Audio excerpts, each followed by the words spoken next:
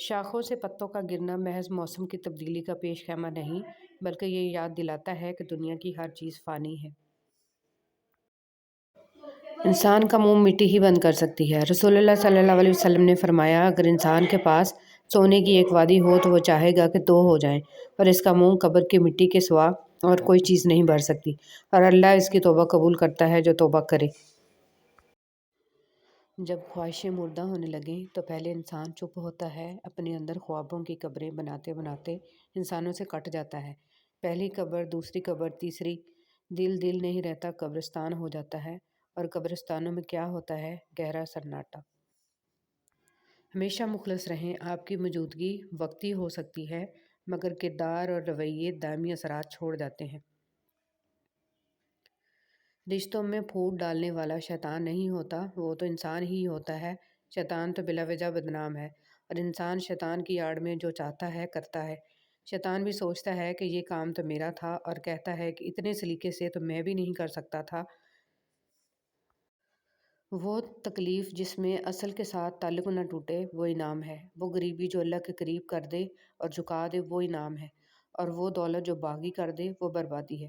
یہ سب تعلق کی بات ہے، تو تعلق قائم رکھنے والا غم انعام ہوتا ہے، اور تعلق توڑنے والی خوشی سزا ہے اور گمراہی ہے۔ جس بات کے ذریعے اللہ سے تعلق قائم ہو جائے تو وہ انعام ہی انعام ہے۔ ایسا دروازہ بنیں جس سے خیر داخل ہو، اگر ایسا نہیں کر سکتے تو وہ کھڑکی بنیں جس سے روشنی گزرے، اگر ایسا بھی نہیں کر سکتے تو ایسی دیوار بنیں جو تھکے ہوں کو سہارا دے، کیونکہ اللہ کی مخلوق سے محبت ہی اللہ سے محبت ہے۔ اللہ تعالیٰ سے دعا ہے کہ وہ ہمیں کار خیر کا دروازہ بنا دیں اور ہر قسم کے شر سے محفوظ فرما دیں، آمین۔ پرانے لوگ پرجوش تھے، وہ تعلقات کو سنبھالتے تھے، پھر لوگ پریکٹیکل ہو گئے، تعلق سے فائدہ اٹھانے لگے، اب لوگ پروفیشنل ہو گئے، فائدہ ہو تو ہوئی تعلق بناتے ہیں۔ جنت سے محروم کر دینے والے 3 اعمال۔ چغل خور جنت میں داخل نہیں ہوگا، رشتہ داروں سے تعلق توڑنے والا جنت میں نہیں داخل ہوگا، وہ شخص بھی جنت میں داخل نہیں ہوگا جس کی تکلیفوں سے اس کا ہمسایہ محفوظ نہ ہو۔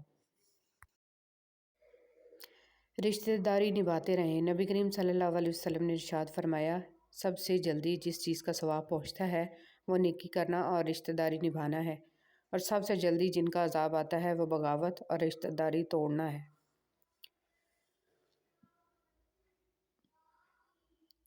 جواب دینے میں کوئی زور نہیں لگتا، اصل طاقت چپ رہنے میں لگتی ہے۔ انسان رشتے بدلتا ہے، دوست بدلتا ہے، پھر بھی وہ پریشان کیوں رہتا ہے؟ کیونکہ وہ خود کو نہیں بدلتا۔ اس لیے تو مرزا غالب نے کہا تھا، عمر بھر غالب یہی بھول کرتا رہا، دھول چہرے پر تھی اور صاف آئینہ کرتا رہا۔